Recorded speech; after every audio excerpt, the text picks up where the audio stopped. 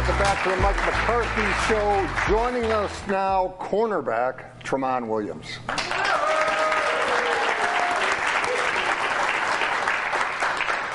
Tramon, lots of good things defensively against Buffalo after that second half against Atlanta. Do you feel collectively you guys are back on the right track defensively? I think so. Obviously, like you said, we didn't finish the game in Atlanta like we wanted to, but we came back out against Buffalo and we put our best foot forward. All said and done, we still didn't do enough. We should have outplayed their defense, and we didn't do that. So we still got ways to go. We still got things we can learn from. Tramon, you win 2, you win the division. Is that weighing heavily on your guys' collective minds right now? I mean, as long as you can control your own destiny, I don't think it weighs heavy. We understand the circumstances, and we know what's at stake here, so we'll be ready and we'll be prepared. Tramon, your 8th season in the league and a highly successful 8 seasons. A lot of the young fellows look at you and look at the way you go about your business. What do you want them to see? What's important to you leadership-wise? Just how to be a professional. A lot of young guys come in and, they don't really know left from right. But as a veteran guy, a lot of the guys come in looking at you, and you kind of have a responsibility at that point. And I try to go about my business the way I know how and the way I always have. And that's just coming into work every day and giving it 100%. That's all you can do. You got to respect everybody around the building. You got to respect your opponent. You got to come in and you got to give 100% in that film room. You got to do it all. Because young guys come in and the only thing they know is I got a job. I go out on Sunday and I play football. That's all they know when they first come into the league. But when they come in, it's a rude awakening, man. You got to work. You got to work. You got to get in the film room. You got to get to older players as myself. You got to ask questions. And if you don't, mentally this game can drown you. Tramon, you just made in the Buffalo game your 22nd interception since 2010. That's number 2 in the league. So you've had a lot of success, but you're going against, out in space now, the best athletes in the world. NFL wide receivers, talk about guys who can run and jump and so forth. Are all the things you mentioned the reason you've been able to do that, or is it something else? I think so, obviously. I'm a natural athlete. No, but you have to outwork your opponent. That's the bottom line. Everyone is good in this game. It's what you can do off the field, what you can do at home, the small detailed things that you do that makes you the player that you are in this game, and that's the things that I try to get done. Thank you. Let's go out to Lance in the audience. All right, thank you, Larry. First up, Becky, you're batting leadoff, and you have a question for Tramon. Yes, I do. Tramon, what are your plans for the holidays? Are you having company coming, family, and what are some of your traditions that you'll be doing from your family at home? Typically have family coming in. Try not to have that many, but but enough of them to have a good Christmas. From where I'm from in Louisiana, not many of us get to see a white Christmas like this, so a lot of people like to come up and see that. All right, next up, Jan, and you have a question for Tramon as well. I do. Tramon, I hear your wife is a really good basketball player. Do you ever have a chance to play one-on-one? And if so, who wins? Oh, man. You better watch all your answers. It's funny.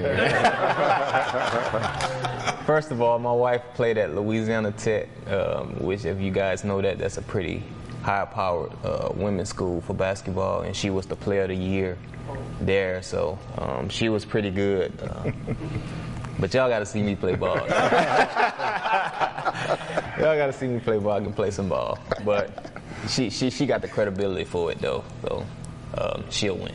Tramon, a true competitor. All right, Eli has a question for Tramon as well. Yes, Tramon, with that crazy vertical on that interception yesterday, do you think you're capable of dunking over a small car? I think so. I used to high jump in high school. I only done it my senior year in high school, but I got up to like 6'8", and without any coaching or anything.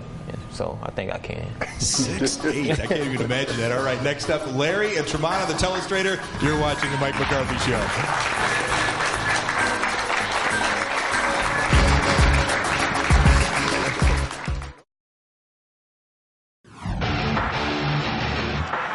Orton in the shotgun, 2nd and 10. Buffalo 37. Snap Orton looking, go, route, right side, and it's intercepted.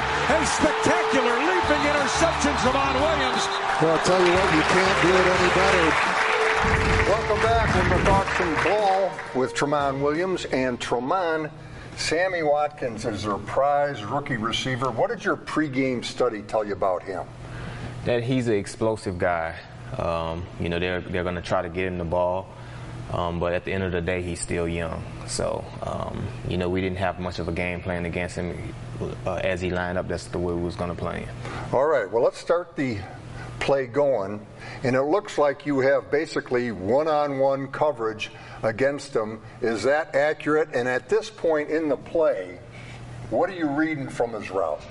Basically, I'm reading his body language at this point. At this point, he's got his head down and tells me he's running a go route.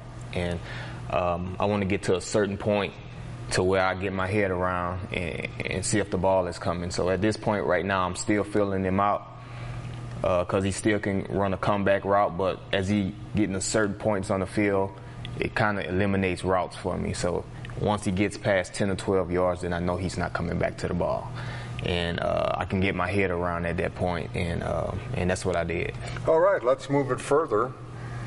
And this is the exact thing you're talking about.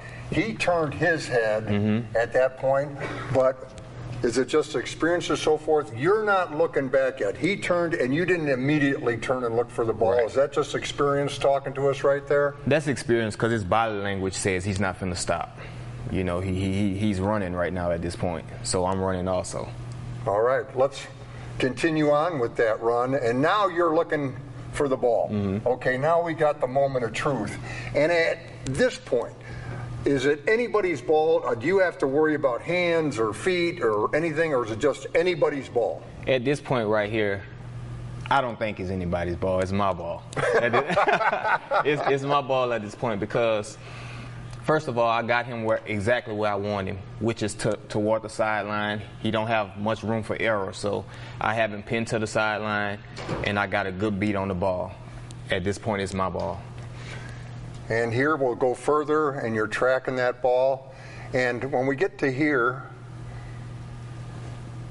same mindset, my ball. I mean, he could contest that catch, but you just ripped it away from him, huh? Just take it away from him. I had to get it at his highest point, and that's what I did. Once it got into my hand, I just kind of pulled it to my body. Now, you were a super long jumper, high jumper, broad jumper, and so forth in high school. Does that serve you well playing cornerback in the NFL? I think so. I think if you wind it back a little bit, that you can see me kind of trying to time up my jump. And once I time up my jump, you can kind of see that I was able to track the ball. That is some serious vertical there, Tramon Williams. Blew it dead at that point, so we'll blow it dead. 3rd pick of the year. Congratulations, Tramon. Appreciate it. Thanks for being here. Coming up, more of the Mike McCarthy Show. Stay with us.